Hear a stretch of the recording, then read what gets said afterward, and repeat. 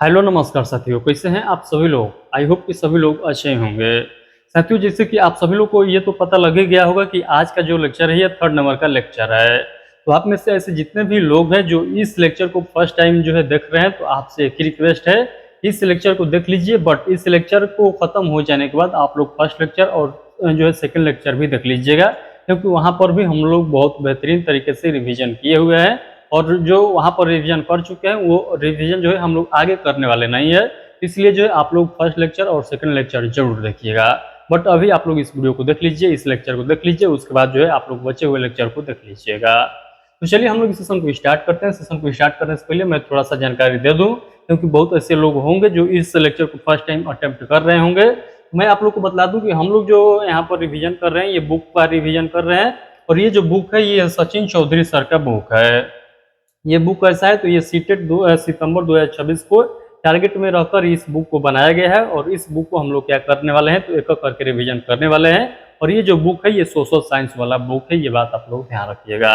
तो चलिए खैर हम लोग जो है आज के सेशन को स्टार्ट करते हैं और पूरे बारीकी से एक एक पॉइंट को समझने का प्रयास करते हैं और पूरे विस्तार से समझने का प्रयास करते हैं। तो जैसे कि आप सभी लोग को पता होगा कि हम लोग सेकेंड लेक्चर में पर्यावरण तक जो है कंप्लीट कर चुके हैं। तो आज के इस लेक्चर में हम लोग इसके आगे के जो पॉइंट है उसको हम लोग जो है क्या करेंगे, तो रिवीजन करेंगे। तो चलिए हम लोग देखते हैं कि आज के सेशन में हम लोग कहाँ से जो है स्टार्ट करते हैं। तो 5 नंबर तक हो गया था, नहीं 4 नंबर तक हो गया था, 5 नंबर तक, 5 नंबर से जो है हम लोग को स्टार्ट करना है। यहाँ पर मैं आप लोग को पीडीएफ से पढ़ाने का प्रयास करूंगा। आई होप कि आप लोग को समझ में आएगा। तो जैसे कि देखिए हम लोग को जो पढ़ना है आज के इस लेक्चर में, स्टार्ट जो करना है हम लोग जो है यहाँ पर ऋतु से स्टार्ट करेंगे, यानी सीजन से स्टार्ट करेंगे। यानी आज के इस लेक्चर में हम लोग जो स्टार्ट करने जा रहे हैं मौसम से संबंधित पॉइंट को देखते हुए जो है आगे बढ़ेंगे। यानी मौसम का प्रभाव जो है स्टूडेंट लाइफ में क्या पड़ता है, बच्चों पर, छोटे छोटे बच्चों पर किस प्रकार से पड़ता है, चलिए हम लोग यहाँ पर देखते हैं। तो सबसे पहले हम लोग स्टार्ट करते हैं ऋतु यानी सीजन के बारे में पढ़ लेते हैं। तो देखिएगा लिखा गया है मौसम का भी विकास पर जो है क्या पड़ता है, तो प्रभाव पड़ता है। यानी यहाँ पर ऋतु जो है मौसम का भी विकास पर प्रभाव होता है। गर्मी और शरद ऋतु में वजन में वृद्धि ज्यादा होती है। यहाँ पर यह बतलाया गया है कि गर्मी और शरद जो ऋतु होता है, जो गर्मी और शरद का मौसम होता है, इसमें वजन में वृद्धि होता है, ज्यादा वृद्धि होता है। जबकि बसंत ऋतु में जो है यहाँ पर ऊंचाई में वृद्धि ज्यादा होता है। तो बसंत ऋतु में ऊंचाई में ज्यादा वृद्धि हो जाएगा। और यहीं पर हम लोग बात कर लेते हैं गर्मी और शरद ऋतु में, यहाँ पर वजन में ज्यादा वृद्धि देखने को मिलता है। ये पॉइंट को आप लोग याद रखिएगा, क्योंकि ये एग्जामिनर क्वेश्चन पूछ लेता है। उसके बाद हम लोग आगे के पॉइंट को देखते हैं। तो 6 नंबर पर देखेंगे भावनाएं। तो इमोशंस के बारे में हम लोग यहाँ पर पढ़ लेते हैं। तो परिवार में अस्थिरता, माता पिता की मृत्यु या भाई बहन के बीच ईर्ष्या बच्चों के मानसिक और शारीरिक विकास को भी प्रभावित कर सकती है। जी हाँ, जैसे तो आप सभी लोगों को पता तो चल ही गया होगा कि ये कहना क्या चाहता है, बट आप लोग ध्यान से समझिएगा।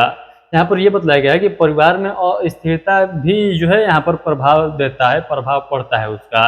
जैसे मान लीजिए कि माता पिता की मृत्यु हो गई है या माता पिता नहीं है, तो उनके जीवन में किस प्रकार से कठिनाई होता है ये सभी लोग समझते होंगे। नहीं समझते हैं तो जिनके माता पिता नहीं है वो लोग जो है बतला देंगे आप लोग को कि क्या जो है उनको प्रॉब्लम देखने को मिलता है। भाई बहन के बीच ईर्ष्या बच्चों के मानसिक और शारीरिक विकास को भी प्रभावित कर सकती है। आई होप ये पॉइंट आप लोग को क्लियर हो गया होगा। उसके बाद यहाँ पर देखिएगा बच्चे का मानसिक विकास घर के भावनात्मक वातावरण पर जो है बहुत निर्भर करता है, जो कि सही बात है। यहाँ पर ये है बात को जो है आप लोग को पूरा विस्तार से समझते चलना है। एक भी पॉइंट यहाँ पर मिस करिएगा तो आप लोग जो है एग्जाम में कंफ्यूज हो जाइएगा, और एग्जाम में कंफ्यूज होने का मतलब कि क्वेश्चन आप लोग गलत करके आइएगा। तो ऐसा आप लोग को बिल्कुल नहीं करना है। उसके बाद हम लोग 7 नंबर पर देख लेते हैं दीर्घकालिक रोग। तो दीर्घकालिक रोग के बारे में हम लोग देख लेते हैं। तो बीमारियां जैसे हृदय रोग, अस्थमा, क्षय या मलेरिया विकास धीमा कर सकती है, और कभी कभी मानसिक जो है मंदता भी ला सकती है। ये भी पॉइंट याद रखिएगा। रोग और हार्मोन असंतुलन से विकास प्रभावित होते हैं। रोग और हार्मोन के असंतुलन से विकास जो है प्रभावित हो सकता है। तो ये बात भी आप लोग ध्यान रखिएगा। उसके बाद हम लोग आगे के पॉइंट को देख लेते हैं। तो आगे के पॉइंट हम लोग ग्रोथ जो है पोटेंशियल के बारे में हम लोग देख लेते हैं। यहाँ पर देखिए बताया गया है बच्चे का जन्म के समय आकार उसकी विकास जो है क्षमता को दर्शाता है। यदि बच्चा जन्म के समय छोटे आकार का है तो वह आगे चलकर भी छोटा हो सकता है। वहीं यदि बच्चा जन्म के समय बड़ा है तो वह जो है वह बाद के वर्षों में भी बड़ा हो सकता है। यहाँ पर ये बात बताया गया है कि जिस प्रकार से वो शुरू में दिखाई देगा उसका असर जो है वो बाद में भी चलकर दिखाई देता है। यानी मान लीजिए कि वो बच्चा जो है शुरू में छोटा है तो बाद में भी चलकर जो है उसका कद छोटा ही रहेगा। यानी बहुत रेयर केस में ऐसा देखा जाता है कि जो बच्चा जो है बचपन में बहुत छोटा था और बाद में चलकर बहुत बड़ा बन गया, तो ऐसा भी केस देखने को मिला है, बट रेयर केस रहता है, अधिकांश जो है यही होता है। तो आई होप ये पॉइंट आप लोग को क्लियर हो गया होगा। चलिए हम लोग आगे के पॉइंट को देख लेते हैं। तो आगे के पॉइंट को हम लोग देख लेते हैं।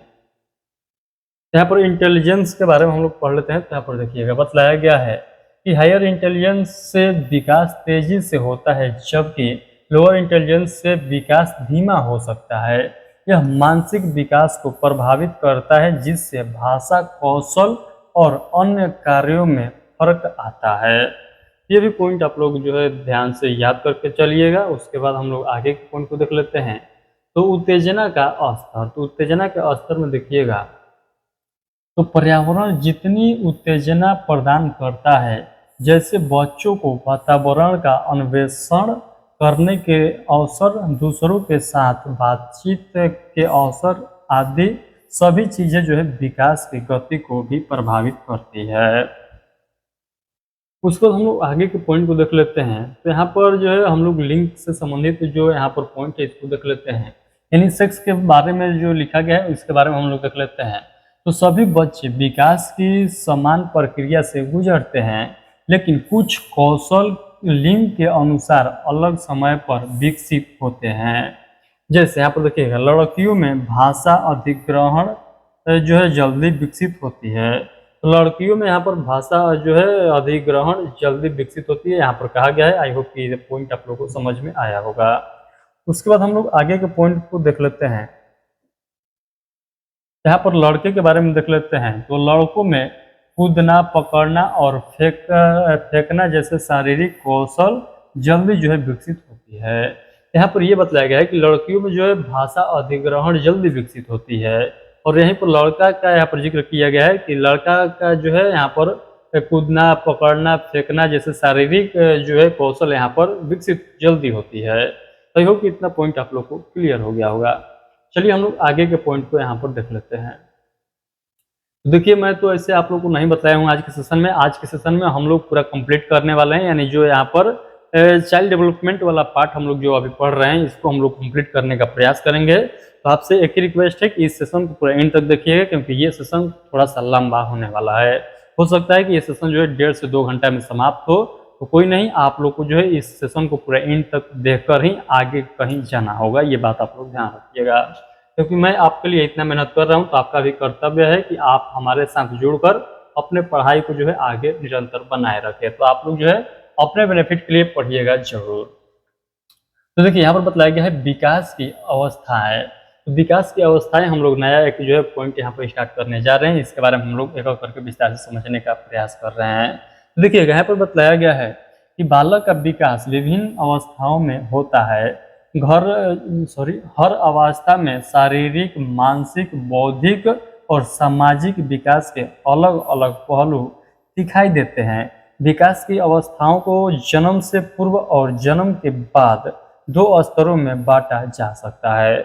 चलिए हम लोग देखते हैं 2 स्तर में किस प्रकार से बांटा जा सकता है, तो उसको भी हम लोग यहाँ पर जो है समझने का प्रयास करेंगे। तो पहला अवस्था जो है ये जन्म से पूर्व की अवस्था है। तो जन्म से पूर्व की अवस्था में देखिएगा तो यहाँ पर बताया गया है, यहाँ पर जो है क्रम संख्या यानी सीरियल नंबर दिया गया है। यहाँ पर अवस्था यानी स्टेज बताया गया है, और यहाँ पर जो है आयु सीमा और मुख्य विशेषताएं यहाँ पर बताया गया है। यहाँ पर देखिएगा बताया गया, इसे तो लॉक नहीं रहा है, बट हम प्रयास करेंगे कि आप लोगों को जो है समझाऊं।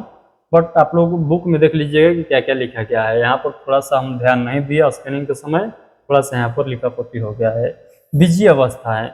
बीजीय अवस्था में देखिएगा तो ये जो उम्र चलता है ये 0 से 7 दिन के जो बच्चे होते हैं जो जन्म लेते हैं, 0 से 7 दिन के जो बच्चे होते हैं उनके बारे में बताया गया है। और मुख्य विशेषता यही है कि निषेचन के बाद प्रारंभिक जो है कोशिकाएं बनती है, ये जो है इसका विशेषता है। दूसरे नंबर पर देखिएगा तो यहाँ पर भ्रूण अवस्था में बताया गया है कि 2 से 8 जो है यहाँ पर पता नहीं क्या लिखा है, सप्ताह लिखा गया है, 2 से 8 सप्ताह तक यानी 2 माह के लगभग यहाँ पर बताया गया है अंगों और जो है संरचना का जो है यहाँ पर विकास होता है। यहाँ पर देखिएगा, यहाँ पर मैं आप लोग को बताया हूँ यहाँ पर जन्म से संबंधित, तो यहाँ पर जन्म से संबंधित नहीं है, यहाँ पर जो है गर्भ व्यवस्था का बात चल रहा है। तो यहाँ पर थोड़ा सा जो है लिपापोती के कारण समझ में नहीं आ रहा है, तो कोई दिक्कत नहीं, आप लोग अपने बुक में एक बार मिला लीजिएगा। उसके बाद 3rd नंबर पर देख लेते हैं गर्भावस्था शिशु अवस्था। गर्भावस्था और शिशु अवस्था में देख लेते हैं तो ये 3 माह से जन्म तक के समय होता है और अंगों का पूर्ण विकास यहाँ पर होता है, शारीरिक आकार और जो है संरचना का निर्माण यहाँ पर होता है।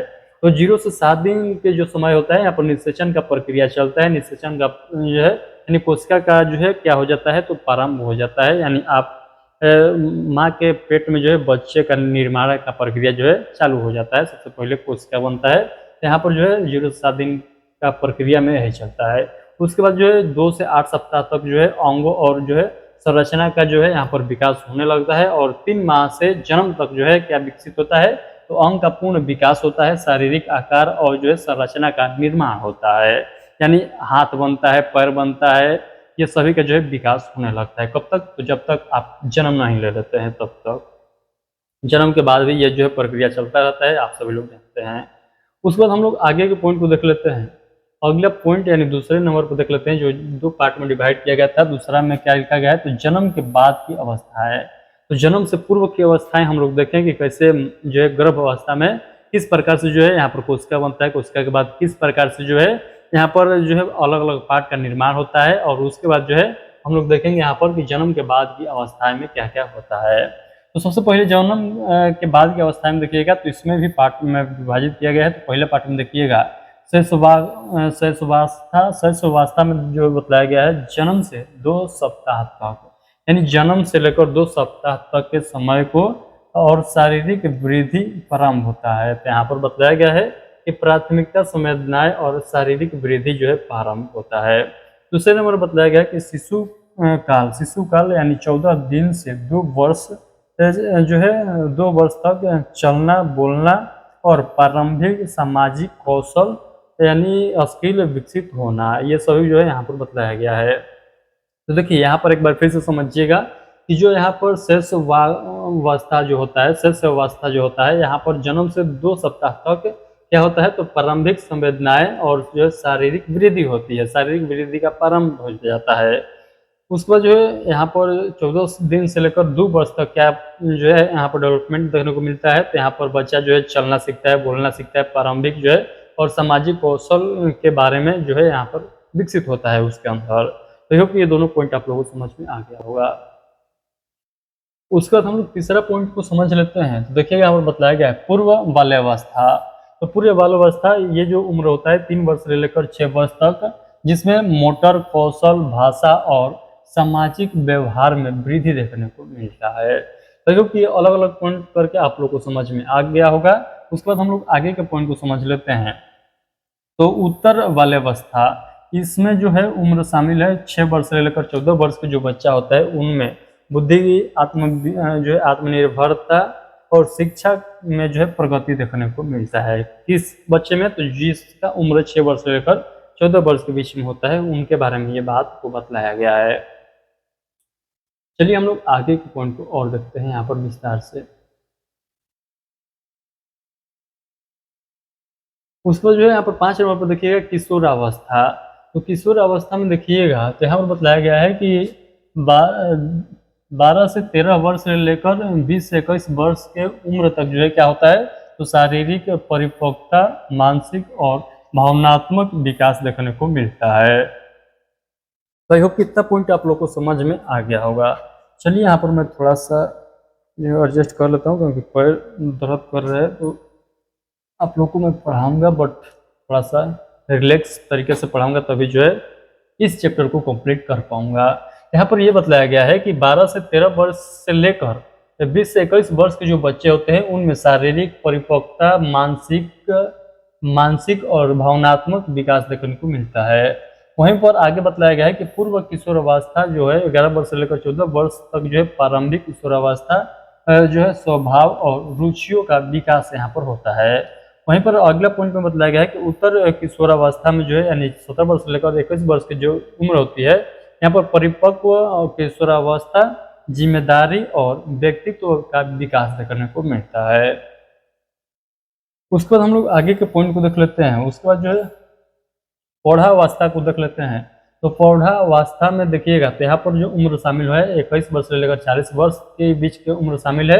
यहाँ पर बताया गया है कि शारीरिक और मानसिक परिपक्वता, कैरियर और सामाजिक जिम्मेदारियां के बारे में जो है समझ होता है। तो ये इतना पॉइंट आप लोग को क्लियर हो गया होगा। उसके बाद हम लोग देख लेते हैं यहाँ पर 7 नंबर पर देख लेते हैं। 7 नंबर पर है मध्यावस्था। मध्यावस्था जहाँ पर बताया गया है उम्र जो है 40 वर्ष से लेकर 60 वर्ष तक, यहाँ पर जो है स्थिरता, अनुभव और सामाजिक योगदान देखने को मिलता है। उसके बाद जो है 8 नंबर पर देखिएगा वृद्धावस्था। ये उम्र जो है 60 वर्ष से लेकर मृत्यु तक की उम्र है, इसमें शामिल है, जिसमें बताया गया है कि क्षय जो है मानसिक अनुभव और जीवन का निष्कर्ष यहाँ पर जो है निकल कर आता है या समझने को मिलता है। तो होप कि ये सभी पॉइंट आप लोग को समझ में आ गया होगा कि जो है जब आप जो माँ के पेट में रहते हैं उस समय से लेकर और जब इस जो है धरती से चले जाते हैं, यानी जब तक आपका मृत्यु नहीं हो जाता है तब तक आपका शरीर में किस प्रकार से जो है विकसित होता है, आपके सोचने समझने की प्रक्रिया में किस तरह के विकसित होता है, ये सभी पॉइंट जो है आप लोगों को एक एक करके समझाया गया है। यानी 0 दिन से लेकर जब तक आपका मृत्यु नहीं होता है तब तक का सभी पॉइंट को जो है यहाँ पर विस्तार से बताया गया है। आप लोग प्रयास करिएगा कि एक बार खुद से जो है इस बुक को रिवीजन करिएगा, क्योंकि वीडियो में देखकर और खुद से रिवीजन करने में काफ़ी जो है ज़्यादा अंतर देखने को मिलता है। ये मैं नहीं कहूँगा कि वीडियो आप लोग देखकर ही रिवीजन करिएगा, ऐसा नहीं है, आप लोग खुद से भी रिवीजन कर सकते हैं। बट क्या होता है, वीडियो देखने के जरिए जो है आप लोग काफ़ी समय तक जो है रिवीजन कर पाते हैं। अदरवाइज आप लोग खुद से रिवीजन करने बैठिएगा तो 5 मिनट 10 मिनट या मुश्किल से आधा घंटा समय तक जो है आप लोग क्या करिएगा, रिवीजन करिएगा निरंतर। उसके बाद आप लोग को लगेगा कि चलिए आज नहीं अब कल रिवीजन करेंगे, कल नहीं परसों रिवीजन करेंगे। तो सही आप लोग दिन टालते जाइएगा और पता चलेगा कि आपका एग्जाम भी नज़दीक आ चुका है। तो इसलिए जो है आप लोग को एक गाइडर जरूरी होता है। उसके बाद हम लोग यहाँ पर अगला पॉइंट के बारे में देख लेते हैं। यहाँ पर एक नया जो है पॉइंट स्टार्ट होता है जिसमें हम लोग देखने वाले हैं गर्भकालीन अवस्था के बारे में। तो देखिए, गर्भकालीन अवस्था वह अवधि है जो गर्भधान से लेकर जन्म तक होती है। इसे जो है प्रसव पूर्व काल भी कहा जाता है। यह अवधि औसतन 40 सप्ताह की होती है। तो होप कि इतना पॉइंट आप लोगों को समझ में आया होगा। देखिए यहाँ पर क्वेश्चन जो है डायरेक्ट पूछ लिया जाता है, ये सभी क्वेश्चन ही है, क्योंकि यहाँ पर वन लाइनर के तौर पर लिखा गया है। तो ये मत समझिएगा कि ये डेफिनेशन है, नहीं, ये क्वेश्चन ही है सभी पॉइंट। मुख्य बिंदु देखिएगा यानी की पॉइंट्स देखिएगा। तो इस अवस्था में अनुवांशिक और परिवेशीय कारक बालक के विकास को प्रभावित करते हैं। उसके बाद यहाँ पर देखिएगा बताया गया है कि माँ की विशेषताएं जैसे शारीरिक स्वास्थ्य, पोषण और मानसिक स्थिति बच्चे के विकास में महत्वपूर्ण भूमिका निभाती है। तो जिस प्रकार से जो है माँ सोचेगी, जिस प्रकार से माँ जो है वातावरण में रहती है, वही जो है वातावरण, वही जो है परवरिश उनके बच्चा भी सीखता है। तो कहने का मतलब यही है कि उनका जो है यहाँ पर विकास में प्रभाव देखने को मिलता है, कि इनका तो उनके माँ का। उसके बाद हम लोग आगे के पॉइंट को देख लेते हैं। यदि माँ किसी रोग या जो है संक्रमण से ग्रस्त हो तो यह बालक के विकास पर भी विपरीत प्रभाव डाल सकता है। तो होप ये भी पॉइंट आप लोग को क्लियर हो गया होगा। उसके बाद अगला पॉइंट है कि यह अवधि बालक के शारीरिक अंगों, मस्तिष्क और आनुवंशिक विशेषताओं के निर्माण के लिए अत्यंत महत्वपूर्ण होती है। तो चलिए, आई होप कि इतना पॉइंट आप लोग को समझ में आया होगा। आइए हम लोग आगे के पॉइंट को देखते हैं विस्तार से।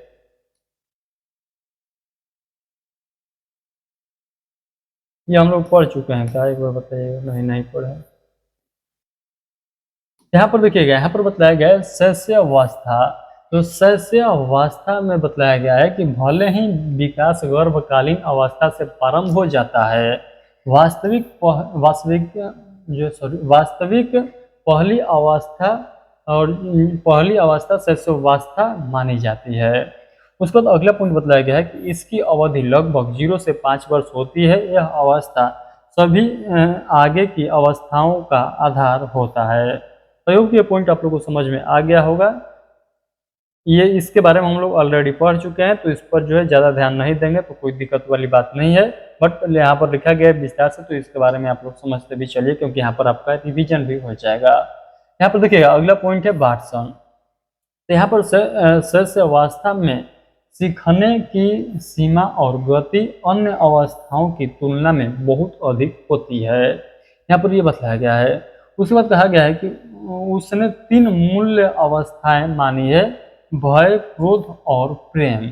तो उसने 3 अमूल अवस्था जो है भावनाएं मानी है। कौन कौन? तो भय, क्रोध और प्रेम। कौन? तो वाटसन ने।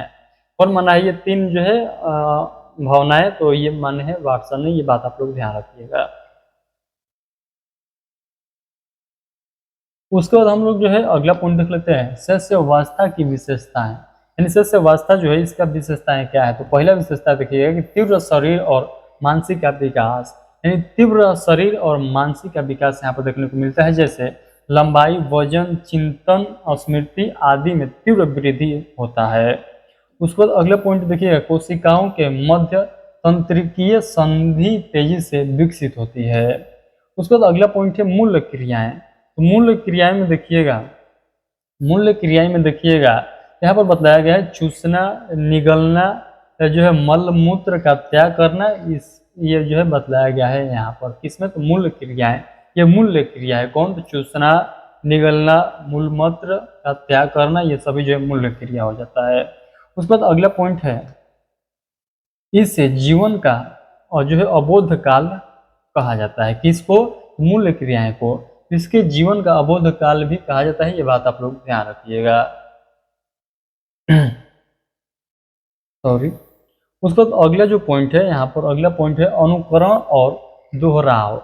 अनुकरण और दोहराव, इसमें बताया गया है कि बच्चा अपने माता पिता या भाई बहन को देखकर सीखता है। यानी जो बच्चा होता है वो अपने जो है माता पिता को देखकर सीखता है कि माता पिता हमारे किस प्रकार से बोलते हैं, किस प्रकार से समाज में उनका जो है उठना बैठना है, किस प्रकार की वो भाषा का जो है प्रयोग करते हैं। सेम वही जो है भाषा का प्रयोग जो है बच्चा भी करता है। यानी कहने का मतलब कि वो जो है जिस परिवार में रहता है उस परिवार के जो रहन सहन है उसको जो है वो काफ़ी जो है एब्जर्व करता है, यानी उससे वो काफ़ी प्रभावित होता है और वही भाषा जो है वही जो है भावनाएं वो सीखता भी है। ये पॉइंट आप लोग जो है जानते हैं पहले से, या आप लोग जो है अभी भी समझ पाए होंगे।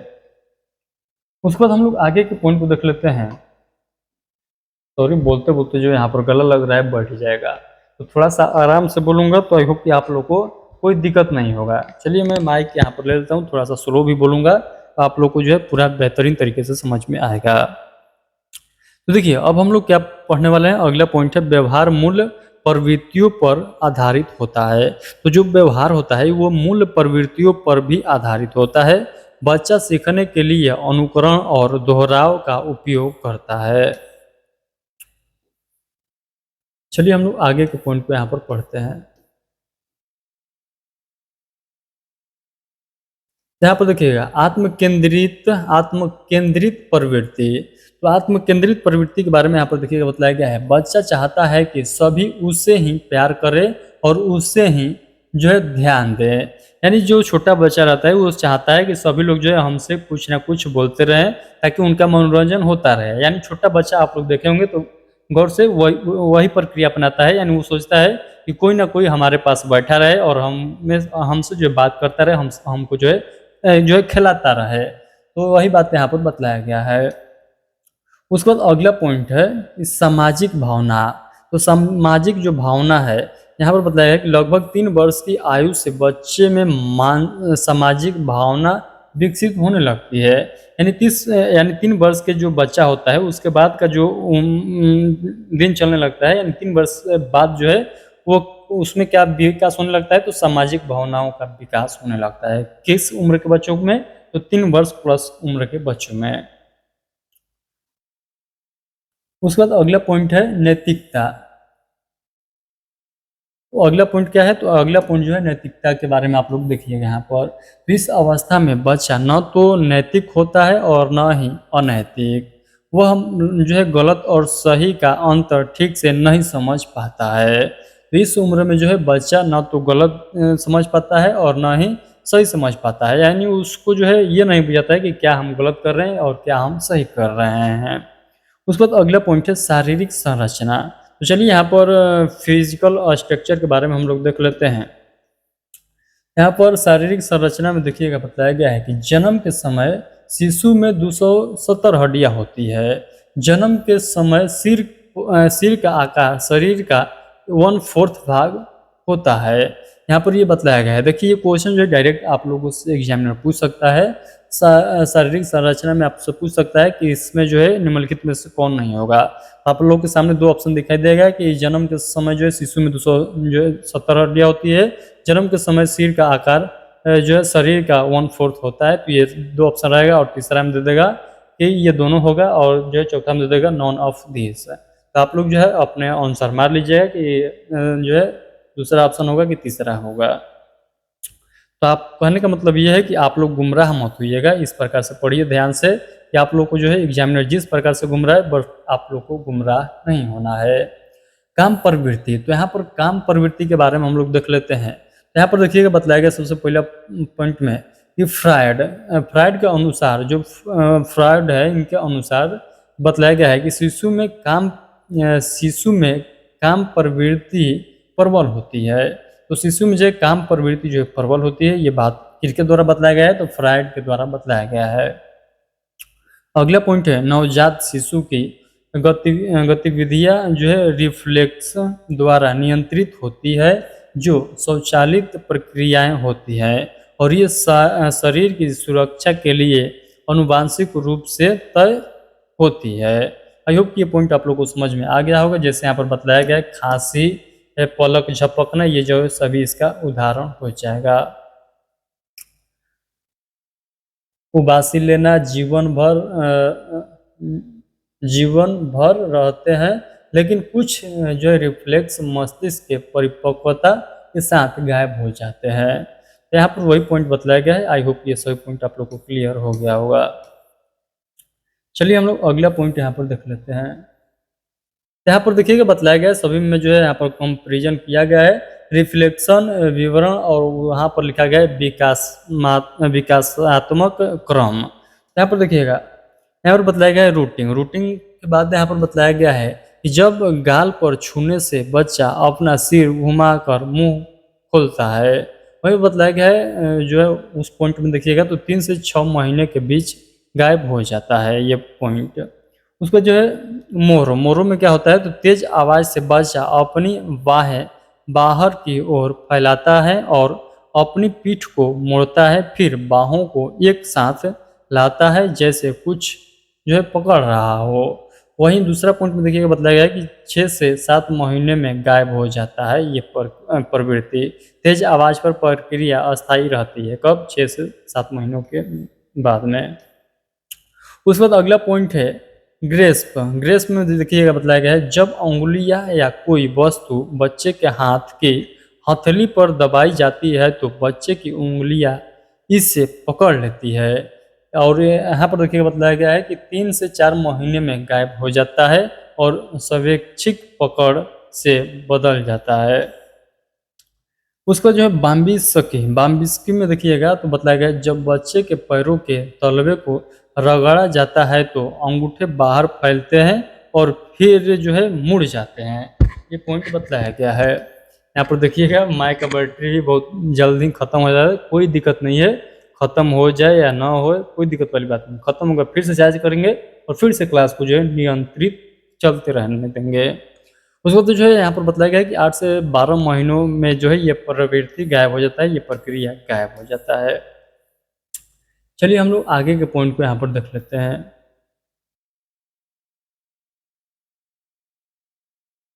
इसके बारे में थोड़ा सा पढ़िए, मैं थोड़ा सा यहाँ पर जो है आ रहा हूँ, 1 मिनट में थोड़ा सा यहाँ पर पानी पी लूँ ताकि गला जो है प्रॉपर वे में काम करता रहे। थोड़ा सा जो है आप लोग इसको देखिए, उसके बाद जो है मैं आप लोग को आगे यहाँ पर रिवीजन कराने वाला हूँ।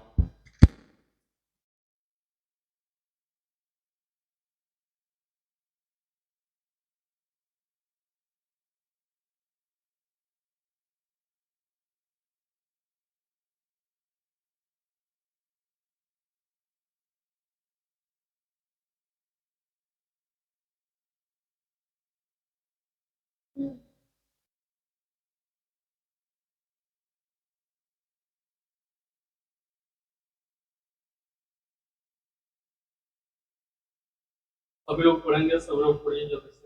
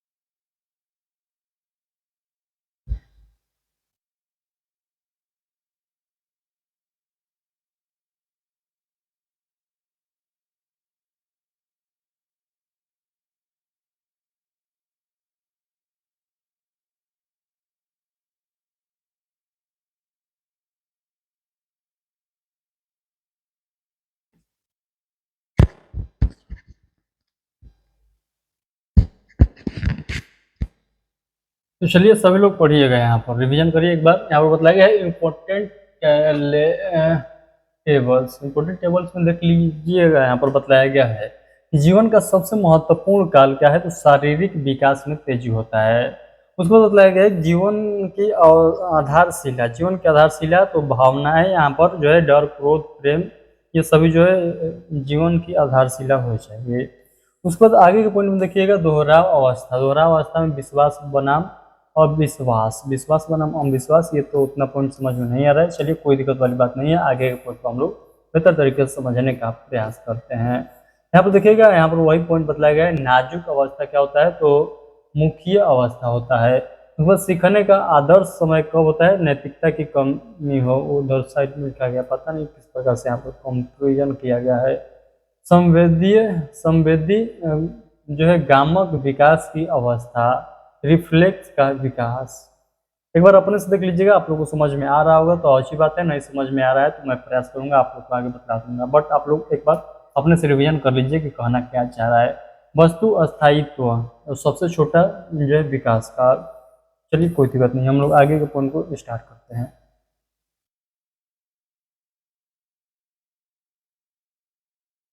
यहाँ पर देखिए बताया गया 3 नंबर पॉइंट में, तो यहाँ पर देखिएगा 3 नंबर पॉइंट में बताया गया है बाल्यावस्था व्यक्ति के जीवन की निर्माणकारी अवस्था मानी जाती है।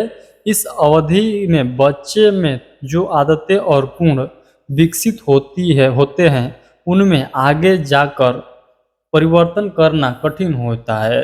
यहाँ पर यह बतलाया गया है, जो बाल्यावस्था में बतलाया गया है, इसमें यह बतलाया गया है कि जो बाल्यावस्था होता है इसमें व्यक्ति के जीवन की निर्माणकारी अवस्था मानी जाती है। इस अवधि में बच्चे में जो आदतें और गुण विकसित होते हैं उनमें आगे जाकर परिवर्तन करना क्या हो जाता है, कठिन हो जाता है, यानी मुश्किल हो जाता है। तो कहने का मतलब ये है कि छोटे बच्चे में जिस प्रकार से शुरू में गुण भरेंगे, जिस प्रकार से उसके अंदर गुण जाएंगे, वही गुण जो है उस आगे भी देखने को मिलेगा। अब ये नहीं कि आज उसको गाली देना सिखा रहे हैं और बाद में उस चाहेंगे कि वो जो है एक अच्छा व्यक्ति बने। नहीं, अच्छा जो है इंसान वो नहीं बन सकता है, वो बाद में भी गाली का ही चयन करेगा अधिकांश। तो यही से जो है कहा जाता है कि माता पिता का परवरिश जो है ये बतलाता है कि इसका जो है आचरण कैसा है, यानी आचरण से पता चल जाता है कि माता पिता का परवरिश काफ़ी बेहतर था। आई होप कि वही पॉइंट यहाँ पर बताने का प्रयास किया गया है। आई होप ये पॉइंट आप लोग को समझ में भी आ गया होगा। उसके बाद यहाँ पर अगला पॉइंट में देखिएगा बताया गया है इसकी अवधि लगभग 6 से 12 वर्ष मानी जाती है। तो ये जो है 6 से 12 वर्ष तक जो विकसित होता है, ये जो है विकसित होता है कि वो क्या समझता है, क्या सुनता है, और वो जो समझा सीखा है शुरू में, वही जो है बाद में भी करने वाला है। इसलिए जो है शुरू में उस पर जो है गर्जीवन को खासकर ध्यान देना चाहिए अपने बाल बच्चा पर, कि वो गलत ना सीखे, वो गलत डायरेक्शन में जो है उसको कोई जो है गाइड ना करे, ताकि वो बाद में चलकर एक अच्छा इंसान बने, ना कि खराब इंसान। उसके बाद बतलाया गया है बाल्यावस्था की विशेषताएं। बाल्यावस्था की विशेषताएं में फर्स्ट पॉइंट देखिएगा, वृद्धि की गति। जो है शैशवावस्था की तुलना में बाल्यावस्था में वृद्धि की गति मंद होती है, यानी कम होती है। उसके बाद बतलाया गया है कि सामाजिक विस्तार। यहाँ पर देखिएगा बतलाया गया है सामाजिक विस्तार में। सामाजिक विस्तार में बतलाया गया है कि बच्चे के जीवन में माता पिता के अलावा परिवार, पड़ोसी और शिक्षक शामिल होने लगते हैं। यहाँ पर यह बतलाया गया है कि बच्चे के जीवन में माता पिता के अलावा परिवार के भी लोग शामिल होते हैं, और यहाँ तक कि शिक्षक भी शामिल हो जाते हैं। यानी शिक्षक भी अब उसको गाइड करेंगे कि आगे वो किस प्रकार से पढ़ाई करेगा, किस प्रकार से जो है समाज के बारे में सोचेगा, और किस प्रकार से जो है आगे वो अपने बारे में सोचेगा। ये जो है कौन समझाएंगे, तो उनके माता पिता समझाएंगे, उनके परिवार के लोग समझाएंगे, और जो है शिक्षक बतलाएंगे। यानी वो जो है अब केवल परिवार पर डिपेंड नहीं रहेगा, वो अब कहीं से भी अपने अंदर जो है क्या करेगा, तो ग्रहण करेगा ज्ञान को, कि किस प्रकार से हमें रहना चाहिए समाज में, किस प्रकार से हमें जो है बड़े व्यक्तियों का आदर करना चाहिए, किसको अनादर करना चाहिए, छोटे बच्चों को किस प्रकार से जो है ज्ञान देना चाहिए, क्या सिखाना चाहिए, क्या नहीं सिखाना चाहिए। इसके बारे में जो है वो अपने माता पिता से भी सीखेगा, उसके अलावा जो है किसी अच्छे व्यक्ति के माध्यम से भी सीखेगा, अपने परिवार के लोगों से भी सीखेगा, और सबसे महत्वपूर्ण पॉइंट वो जो है अपने शिक्षक गण से भी सीखेगा। उसके बाद अगला पॉइंट है बालक जो है बरहीमुखी। तो बालक बरहीमुखी में देखिएगा यहाँ पर बताया गया है कि इसमें होता है, बालक बरहीमुखी होता है और उसकी रुचि बाहर की दुनिया में बढ़ती है। यही पॉइंट बतलाया गया है, जो कि मैं आप लोग को ऑलरेडी बतला चुका हूँ अभी अभी। उसके बाद जो शारीरिक क्षमता देखिएगा, शारीरिक क्षमता देखिएगा, यानी फिजिकल कैपेसिटी देखिएगा। इसमें बताया गया है कि इस अवधि में बच्चों की शारीरिक क्षमता बढ़ती है। इसमें क्या होता है कि इसमें जो है बच्चों की शारीरिक क्षमता बढ़ती है, किसमें, शारीरिक क्षमता में। दूध के दांत गिरकर अस्थायी दांत आने लगते हैं। तो यहाँ पर जो है दूध के दांत गिरकर अस्थायी दांत आने लगते हैं, यानी जो एक बार दांत तो टूट जाता है, यानी जो दूधा दांत बोला जाता है वो टूटेगा, और जो जामेगा वो जो है दांत आपको जीवन भर रहने वाला है। तो वही बात यहाँ पर बताया गया है।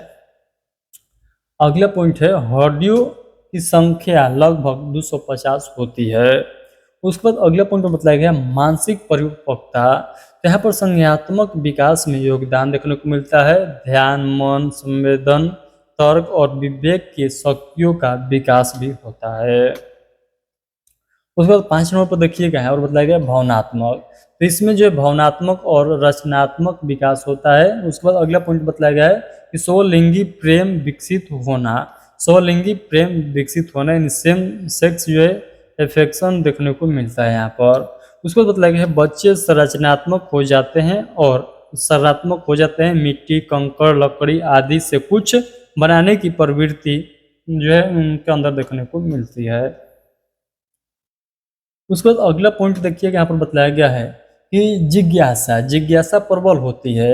बुद्धि यानी इमोशंस पर नियंत्रण करने लगती है। सामूहिक गतिविधियाँ, तो सामूहिक गतिविधियाँ में देखिएगा तो बच्चे सामूहिक खेल खेलते हैं, यानी जो है वो ग्रुप में खेल खेलना स्टार्ट कर देते हैं।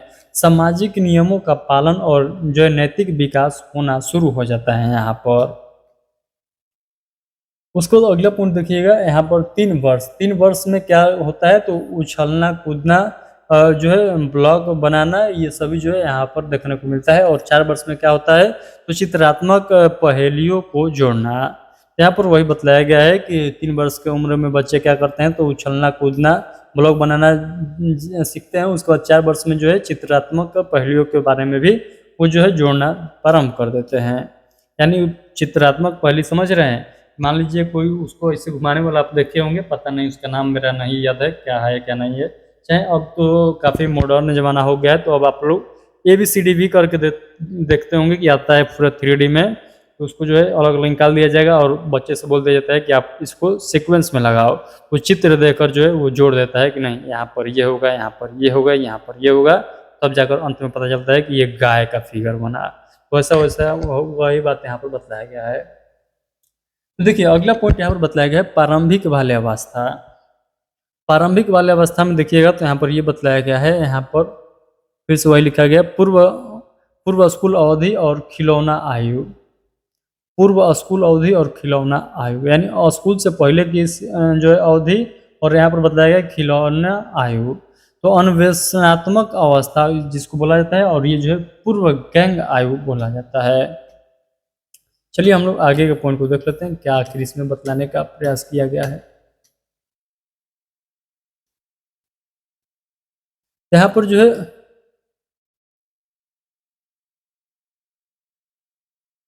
यहाँ पर शायद लिखा है प्रश्नशील अवस्था। हाँ ठीक है, प्रश्नशील अवस्था, और उधर जो जिज्ञासा की अवस्था। यहाँ पर जो है नकल करने जो है करके सीखने की अवस्था देखने को मिलता है, और वहाँ पर केंद्रितता देखने को मिलता है। रचनात्मक अवस्था, और वहाँ पर जो है संवेदनात्मक कार्य हो जाएगा। आत्म केंद्रितता देखने को मिल जाएगा, और वहाँ पर भाषा की संवेदनशील अवधि देखने को मिल जाएगा। उसको जो है यहाँ पर जीववाद और वहाँ पर जो है स्वायत्तता बनाम संकोच एवं संदेह है। उस पर जो है सहज चिंतन, पता नहीं क्या क्या यहाँ पर लिखा गया, समझ में नहीं आ रहा है। चलिए कोई दिक्कत नहीं है, आप लोग को आई होप कि समझ में आ रहा होगा। यहाँ पर ये बताया गया है कि मध्य और उत्तर बाल्यावस्था। मध्य और उत्तर बाल्यावस्था देखिएगा, यहाँ पर बताया गया गैंग आयु, और वहाँ पर जो है भार, संख्या और क्षेत्रफल के परिवर्तन को समझना।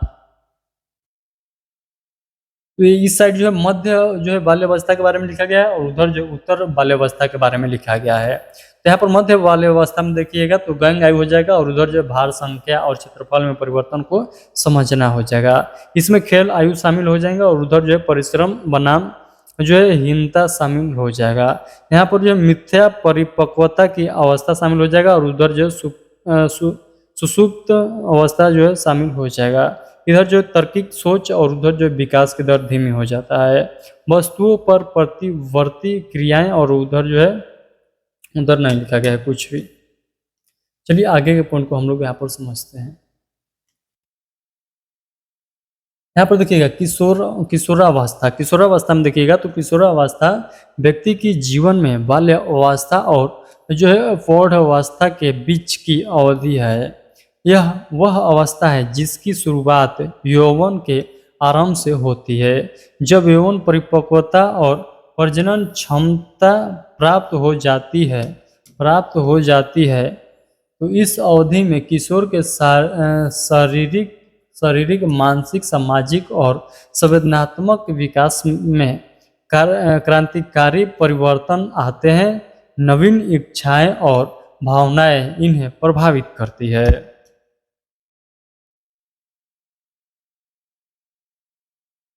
उसके बाद अगला पॉइंट है किशोरावस्था की विशेषताएं। तो किशोरावस्था की विशेषताएं यहाँ पर देखिएगा तो किशोरावस्था की विशेषताओं को 4 प्रमुख पक्षों में बांटा जा सकता है।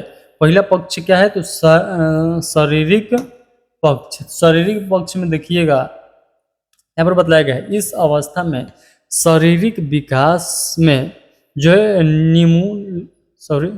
निम्नलिखित परिवर्तन होते हैं। इस अवस्था में शारीरिक विकास में निम्नलिखित परिवर्तन होते हैं। जैसे पहला लंबाई और भार। लंबाई तीव्र गति से बढ़ती है। लड़कियों की लंबाई लगभग 16 वर्ष तक पूर्ण होती है। यानी लड़कियों का उम्र जो है एक उम्र तक जो है बढ़ती है बहुत तेजी से, वो उम्र जो है 16 वर्ष।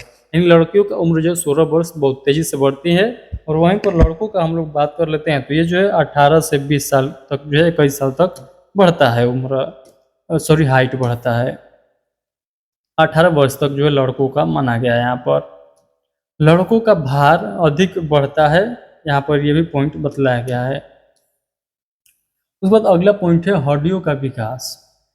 बोन्स डेवलपमेंट में हम लोग देख लेते हैं तो हड्डियाँ यानी बोन्स तेजी से विकसित होती है। मस्तिष्क का विकास। तो मस्तिष्क का विकास में देखिएगा लगभग 16 वर्ष की उम्र तक मस्तिष्क का विकास पूर्ण हो जाता है। उसका जो है अगला पॉइंट देखिएगा, यौन अंगों का विकास, यौन यौन अंगों का विकास, सब देख के मतलब छोड़ दिया। यौन अंगों का विकास में आप लोग देखिएगा, लड़कों और लड़कियों के प्रजनन अंग पूर्ण विकसित हो जाता है। यहाँ पर क्या होता है, लड़कों और लड़कियों के प्रजनन अंग पूर्ण रूप से विकसित हो जाते हैं, यानी अब काफ़ी ज़्यादा जो है अलग अलग दिखाई देने लगते हैं, यानी ये पहचान हो जाता है कि नहीं ये लड़का है और ये लड़की है।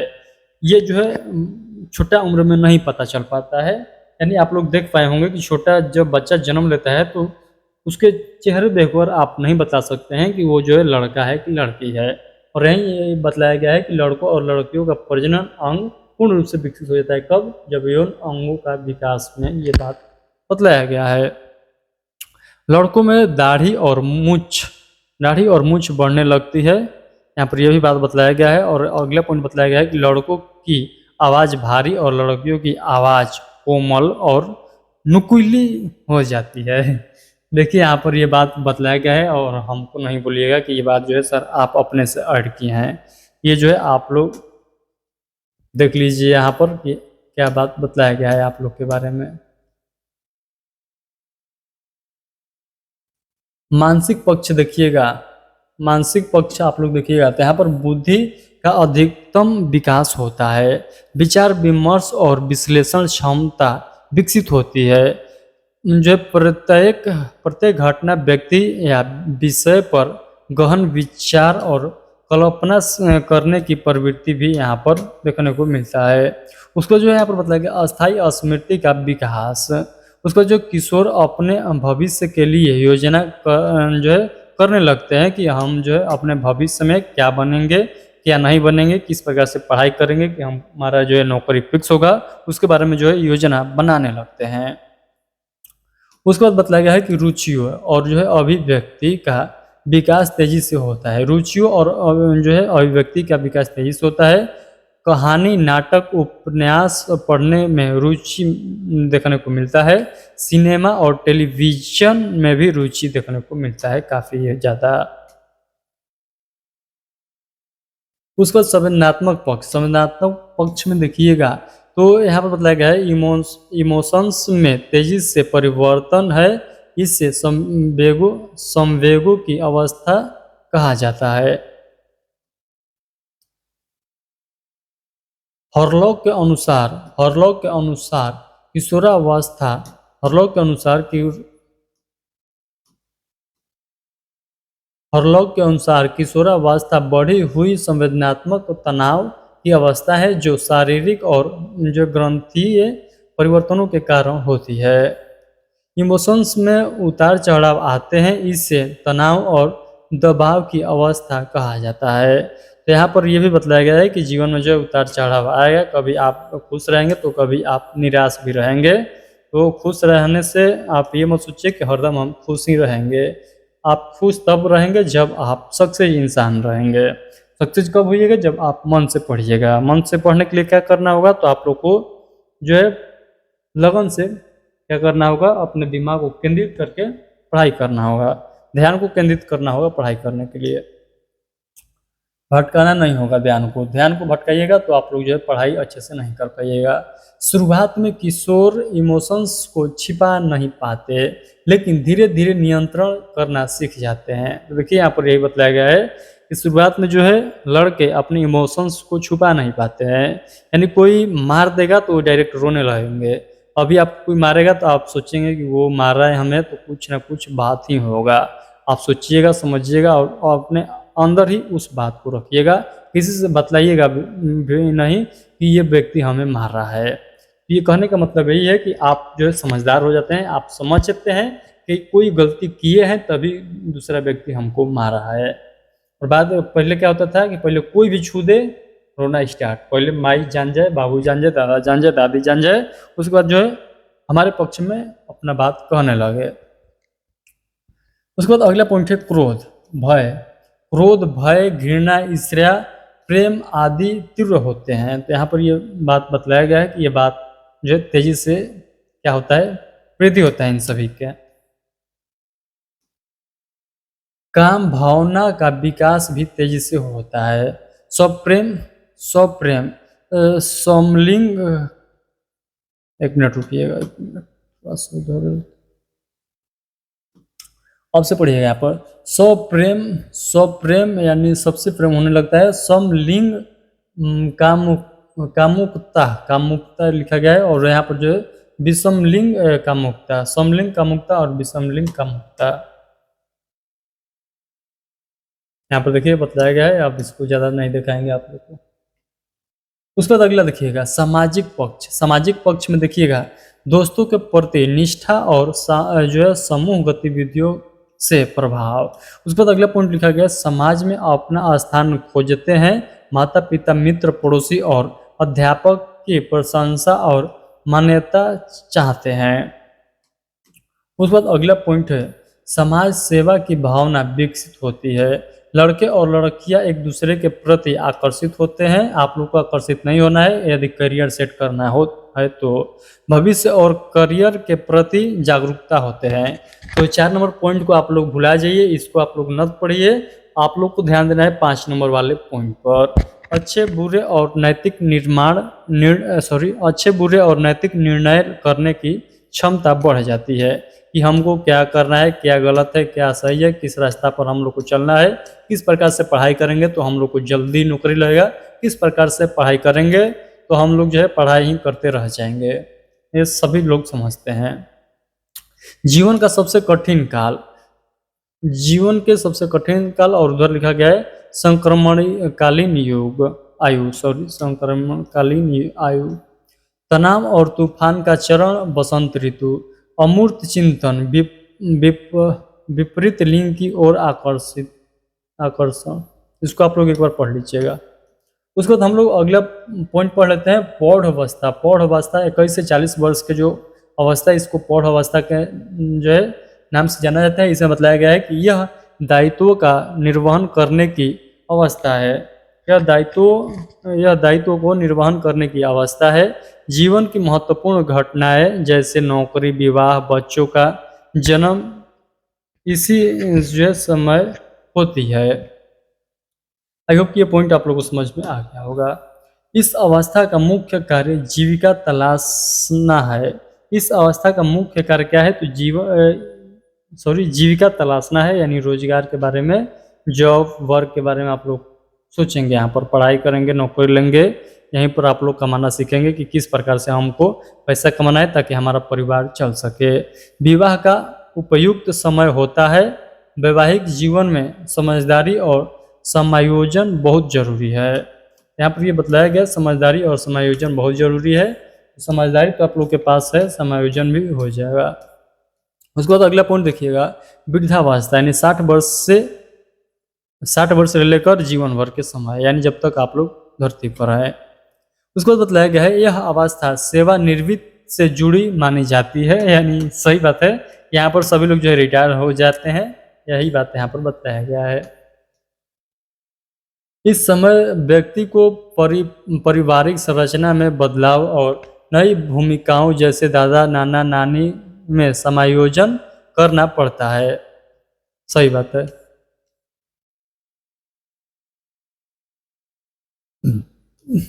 यहाँ पर देखिएगा, अब मैं थोड़ा सा आप लोग को दिखा दूँ। यहाँ पर देखिए जितना भी हम लोग पढ़ चुके हैं उन सभी का यहाँ पर क्वेश्चन आप लोग के सामने दिखाई देगा।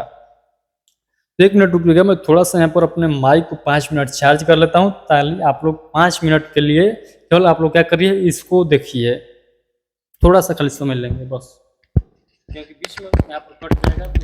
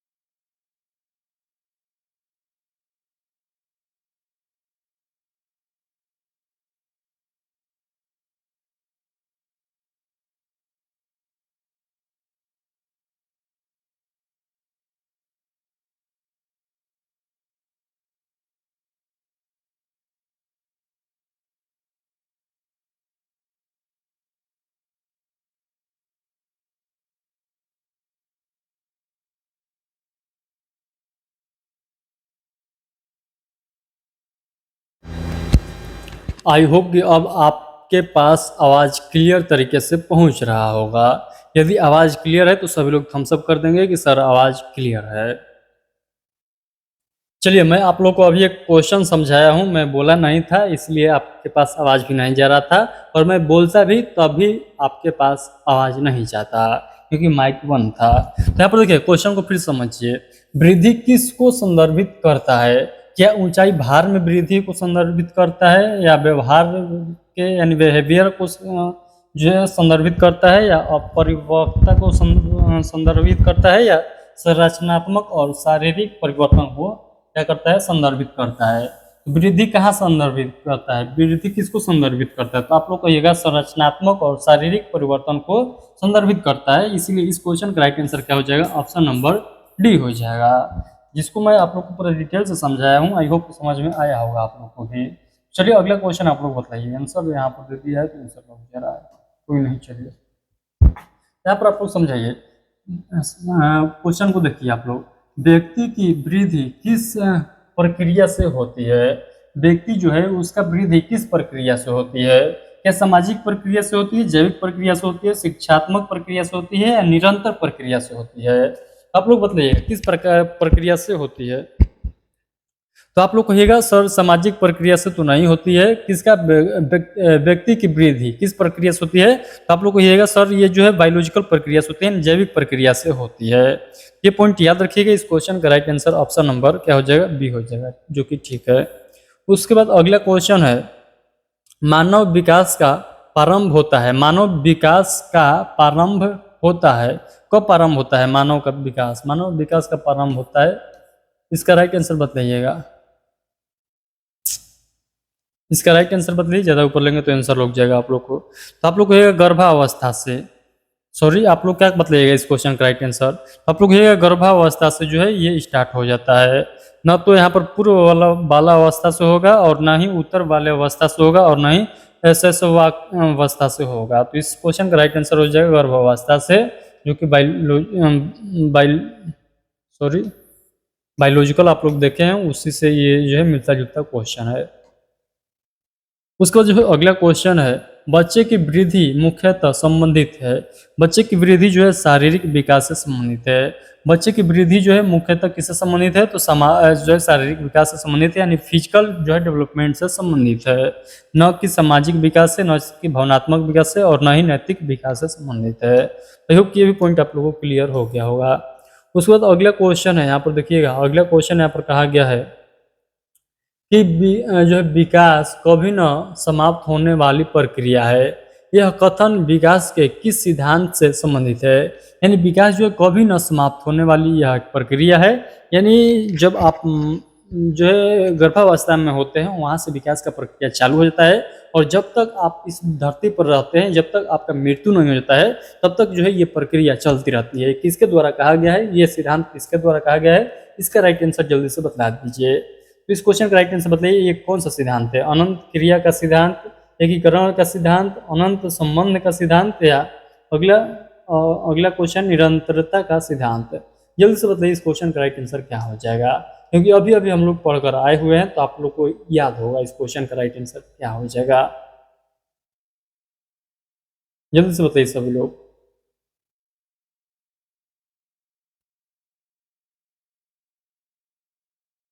क्वेश्चन और है यहाँ पर, मैं इसका आंसर छुपाऊंगा क्योंकि उस क्वेश्चन को मैं आप लोग को पूछने वाला हूँ। यहाँ पर सिद्धांत किया जाए। चलिए उस क्वेश्चन का राइट आंसर आप सभी लोग को बतलाना है।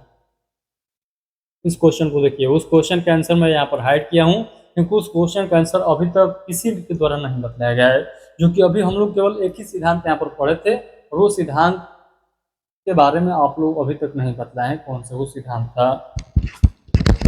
सॉरी, इतना दूर माइक चला जा रहा है। तो यहाँ पर अगला क्वेश्चन आप लोग बताइए। जो अभी क्वेश्चन मैं बताया हूँ 5 नंबर क्वेश्चन जो है आप लोग का HW रहने वाला है। 5 नंबर क्वेश्चन जो है 5th नंबर जो क्वेश्चन है यहाँ पर, क्वेश्चन नंबर 5th जो है ये आप लोग को HW रहने वाला है। 5th नंबर क्वेश्चन जो है HW है, तो उस क्वेश्चन का राइट आंसर इस वीडियो ऑफलाइन कमेंट बॉक्स में बतलाइएगा। चलिए अगला क्वेश्चन तब तक बतलाइए। निम्नलिखित में से कौन सा विकास का सिद्धांत नहीं है? इसमें से कौन सा जो विकास का सिद्धांत नहीं है ये बतलाइए आप लोग। इसमें से कौन सा विकास का सिद्धांत नहीं है? सामान्य प्रतिमान का सिद्धांत, परस्पर संबंध का सिद्धांत, या निरंतर विकास का सिद्धांत, या इसका अतिरिक्त एक और सिद्धांत है, वो कौन सा है? वो है अनुकूल प्रत्यावर्तन का सिद्धांत। तो जल्दी से बताइए इस क्वेश्चन का राइट आंसर क्या हो जाएगा। इस क्वेश्चन का भी मैं आंसर हाइड करने वाला हूँ, एक मिनट लग तो गया। चलिए इस क्वेश्चन का right answer option number D हो जाएगा। इस क्वेश्चन का right answer option number D हो जाएगा, अनुकूलित जो है प्रत्यावर्तन सिद्धांत। चलिए अगला क्वेश्चन देखिएगा यहाँ पर, निम्न में से कौन सा संज्ञात्मक क्षेत्र से संबंधित नहीं है? कौन इसमें से जो संज्ञात्मक क्षेत्र से संबंधित नहीं है, जल्दी से बतला दीजिए। अनुमूल्यन, अनुप्रयोग, बोध या ज्ञान। जल्दी से बताइए इसमें निम्न में से कौन सा संज्ञात्मक क्षेत्र से संबंधित नहीं है? अनुप्रयोग है, बोध है, ज्ञान है, अनुमूल्यन नहीं है। ऑप्शन नंबर ए क्वेश्चन का राइट आंसर हो जाएगा। निम्न में से कौन विकास की विशेषता नहीं है? इसमें से आप लोग को बतलाना है कौन सा जो है विकास का विशेषता नहीं है। आप लोग क्या कहिएगा? संचयी होना ये विकास का विशेषता है, दिशात्मक होना ये भी है, विशिष्ट होना ये भी है, अनियंत्रित एवं स्वतंत्र होना ये जो है इसका नहीं है, तो विकास का विशेषता नहीं है। अगला क्वेश्चन, संज्ञात्मक संप्राप्ति का न्यूनतम स्तर है, क्या है? संज्ञात्मक संप्रांति का न्यूनतम स्तर क्या है? क्या बोध है? जल्दी से बताइए, क्या बोध हो जाएगा या इसका अतिरिक्त जो 3 ऑप्शन है उसमें से कोई होगा? तो आप लोग कहिएगा नॉलेज हो जाएगा। इस क्वेश्चन का right answer option number B हो जाएगा। उसके बाद अगला क्वेश्चन है, क्वेश्चन नंबर 10 देखिएगा, विकासात्मक कार्य के प्रत्यय के जो है प्रतिपादक थे, तो कौन इसके प्रतिपादक हो जाएंगे? तो ऑप्शन नंबर बी हेविगस्ट। आप लोग इस क्वेश्चन का राइट आंसर याद रखिएगा, हेविगस्ट आप लोग याद रखिएगा इस क्वेश्चन का राइट आंसर, क्योंकि थोड़ा सा नाम जो है उच्चारण सही से नहीं हो पा रहा है। अगला क्वेश्चन, निम्न में से कौन सी बाल्यावस्था की एक विशेषता नहीं है? इसमें से कौन सी एक जो है बाल्यावस्था की विशेषता नहीं है? क्या अभिवृद्धि में स्थिरता, या सामूहिकता की प्रबलता, या जिज्ञासा की कमी, या समूह एवं खेलों में सहभागिता? तो इस क्वेश्चन का राइट आंसर हो जाएगा जिज्ञासा की कमी। जिज्ञासा की कमी जो है बाल्यावस्था की एक विशेषता नहीं है, बाकी तीनों ऑप्शन जो है विशेषता है बाल्यावस्था का।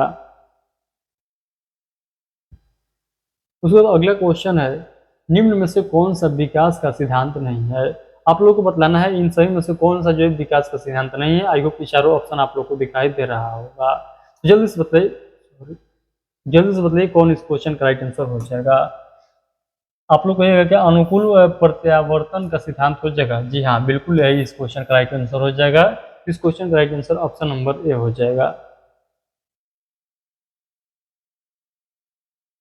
उसके बाद अगला क्वेश्चन है, निम्नलिखित में से कौन सा सिद्धांत मानव शारीरिक विकास के पैटर्न का सबसे सटीक वर्णन करता है, जहां विकास शीर्ष क्षेत्र से शुरू होता है और धीरे धीरे शरीर के बाकी हिस्सों में नीचे की ओर बढ़ता है, जो एक पूर्वानुमानित और अनुक्रमिक प्रगति को दर्शाता है। मतलब ये कौन सा सिद्धांत हो जाएगा, इसके बारे में भी हम लोग पढ़े हैं। इस क्वेश्चन का राइट आंसर आप लोग होगा शीर्षगामी सिद्धांत। इस शीर्ष के बारे में बात करता है, यहाँ से स्टार्ट होता है, तो यही बात यहाँ पर बता दे रहा है। तो शीर्षगामी सिद्धांत आप लोग याद रखिएगा। उसके बाद अगला क्वेश्चन है, विकास की कौन सी अवस्था में निम्न लक्षण समाहित है? स्वतंत्रता की स्थापना, अस्मिता का विकास और अमूर्त चिंतन। इसमें से कौन सा हो जाएगा? मध्य बाल्यावस्था, उत्तर बाल्यावस्था, किशोर बाल्यावस्था या पूर्व बाल्यावस्था? आप लोग कहिएगा किशोर बाल्यावस्था, किशोर अवस्था।